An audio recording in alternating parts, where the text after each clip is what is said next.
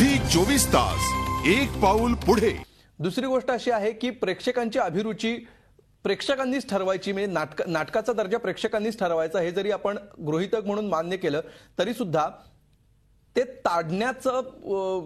ताडण्याचं कसब, प्रेक्षकांना काय आवडेल किंवा काय आवडणार नाही हे ताडण्याचं कसब एवढ्या वर्षांची परंपरा असून सुद्धा आपल्या नाट्य निर्मात्यांना किंवा दिग्दर्शकांना किंवा या पूर्ण व्यवस्थेलाच का आलं नसावं असं तुला वाटतं? मला असं वाटतं त्याच्यामध्ये बरीच कारणं आहेत। एक तर त्याच्यातलं पहिलं असं आहे की बऱ्याच वेळेला एखादा निर्माता, म्हणजे सगळेच निर्मात्यांच्या बाबतीत असं असेल असं मला म्हणायचं नाही, पण मग एखादा निर्माता नवीन नाटक करायचं जेव्हा ठरवतो तेव्हा काही निर्मात्यांचं अनेक वेळेला कास्टिंग करताना ते इंटरफेअर करतात किंवा अमुक एक आर्टिस्ट असेल तर असं बघ, किंवा कास्टिंगमध्ये हे असं करता आलं तर असं बघ। त्यांच्या डोक्यामध्ये व्यावसायिकची गणित असतात। बऱ्याचदा असं आपल्याला बघायला मिळतं की अनेक गाजलेल्या एकांकिका स्पर्धांमधनं ज्या पारितोषिक विजेते एकांकिका असतात त्यांचं 2 अंकी नाटक केलं जातं आणि हे सगळं लक्षात आलं का, हे स्पर्धांच्या पिरियडमध्ये होतं। हो, ते नाटक तिकडे प्रोड्यूस केलं जातं, सादर केलं जातं आणि मग बऱ्याचदा असं होतं की त्या नाटकांना काही बक्षीस नाही मिळालं की त्यांचे प्रयोग थांबवले जातात निर्मात्यांकडनंच। बरोबर, म्हणजे ही स्पर्धेत जिंकलेली जी मुलं असतात ज्यांना एक संधी मिळते व्यावसायिक नाटकात काम करण्याची, पण ती सुद्धा मागेच राहतात शेवटी व्यावसायिकच्याच गणितांमुळे। बिलकुल, पण प्रसाद, जो मुद्दा आता या ठिकाणी दोघांनीही मांडला, सुधीर भट आणि अशोक पाटोळेंनी, की रिस्क घेण्याची ज्याच्यात ताकद असते, ज्याच्यात खुमखुमी असते वेगवेगळे प्रयोग करण्याची, तोच निर्माता होऊ शकतो। इतर अदरवाईज केवळ तुम्हाला पैशासाठी, पैसा कमवण्यासाठी निर्माते होत नाहीत आणि ते टिकत नाहीत। ही जर वस्तुस्थिती खरी आहे असं आपण गृहीत धरलं तर तू जी तक्रार करतो आहेस किंवा जो मुद्दा मांडतोयस तो त्या अर्थाने योग्य आहे असं नाही म्हणता येणार। नाही, करेक्ट आहे। काय होतं की आता परत कोणी नाटक प्रोड्यूस करायचं किंवा निर्माता कोणी व्हायचं याला काही निकषच नाही आहेत आपल्याकडे।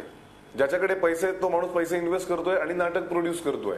बरोबर, मग ह्याच्यावरती कोणाचाच अंकुश नसल्यामुळे मला वाटतं तिथेही एकतर दर्जा घसरण्याचं काम होत आहे। आणि राहिला मुद्दा धाडस करून वेगळं नाटक करण्याचा, तर मला आता आठवतं की सुधीर काकांनी बाळकडू नावाचं एक वेगळ्या धाटणीचं, वेगळ्या विषयावरचं नाटक प्रोड्यूस केलं होतं। हो, मग त्याच्यातही कास्टिंग तितक्या प्रमाणात, म्हणजे मला वाटतं एक बाप्पा जोशी सोडलं तर बाकी तसे सगळे चेहरे नवीनच होते, तरी ते नाटक चाललं नाही, लोक बघायला आले नाहीत। मग त्याच्यावरती परत काहीतरी वेगळे चर्चा सुरू झाल्या।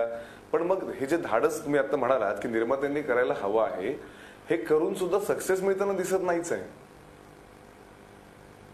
मला वाटतं याच्यात काय माहितीये का की पॅशन महत्वाची आहे। पूर्वीचे अनेक निर्माते आहेत, म्हणजे सुधीर भट काय असतील, मोहन वाघ, प्रभाकर पणशीकर, लता नार्वेकर, यांना नाटकाची पॅशन आहे। ती पॅशन असल्याशिवाय माणूस, मला वाटतं, निर्माता झाला तर मग फक्त तो धंद्याची गणितं तेवढी मांडतो आणि त्या प्रकारची नाटकं काढण्याचा प्रयत्न करतो।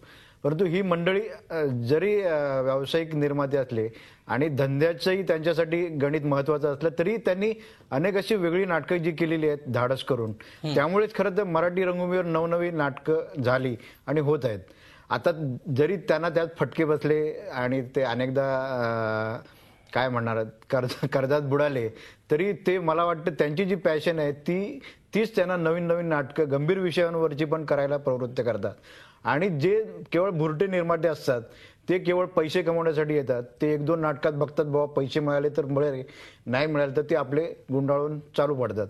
तर अशा यांना काही मी निर्माता म्हणत नाही। हे निर्माते जे कायम टिकून राहतात आणि केवळ धंद्याची असं नाही तर सर्व प्रकारची नाटकं करतात आणि त्यांना ते पॅशन आहे। ही पॅशन मी त्यांच्यात अनुभवलेली आहे। ओढ पाहिजे, ते केल्याशिवाय चैन पडतं कामा नये असं पाहिजे। म्हणजे तुम्ही सगळ्या निर्मात्यांनी हौशी रंगभूमीचा पूर्वीचा तुमचा जमाना आठवला पाहिजे की त्यावेळी आपण पदरचे पैसे खर्च करून उसने काढून करत होतो नाटक। एखादा प्रयोग करायचो, 2 प्रयोग करायचो, चाललं। नंतर तुमच्यामध्ये धंद्याची गणितं यायला लागली आणि मग तुम्हाला मग पैसा दिसायला लागला। एखादं नाटक चाललं तर दुसऱ्या नाटकाकडून पण तशीच तुम्ही अपेक्षा केली। तसं न करता तुम्ही परत अमेचर व्हायला पाहिजे, परत हौशी व्हायला पाहिजे, मग तुम्हाला नाटकातला आनंद घेता येईल। आनंद घेत तुम्ही नाटक केलं ना तर तो आनंद लोकांपर्यंत पोहोचतो आणि तो जर पोहोचू शकलात तुम्ही तर लोक हमखास तुम्हाला पैसे देतात तुम्हाला दुसरं नाटक करण्यासाठी। बिलकुल, मग असा जर मुद्दा आहे तर ब्रेक नंतर आपण या विषयावर चर्चा पुढे नेऊया की जर निर्माते हे अत्यंत दर्जेदार आहेत आणि त्यांना जेन्युइनली जे आवडतं, जेन्युइनली जे पटतं तेच प्रयोग जर व्यासपीठा रंगभूमीवर येत आहेत तर मग हा जो दर्जा ढासळण्याचा आरोप होतोय सातत्याने, दर्जा ढासळलेला आहे, सवंग नाटकं स्टेजवर येत आहेत, रंगभूमीवर येत आहेत, हे कुठून होतंय की हे तात्कालिक गोष्टी आहेत, या तात्कालिक कारण आहेत आणि ते काही काळानंतर या सगळ्या गोष्टी बाजूला पडणार आहेत आणि अस्सल जे नाटक आहे तेच टिकून राहणार आहे. याविषयी आपण बोलूया शेवटच्या भागामध्ये एका ब्रेक नंतर.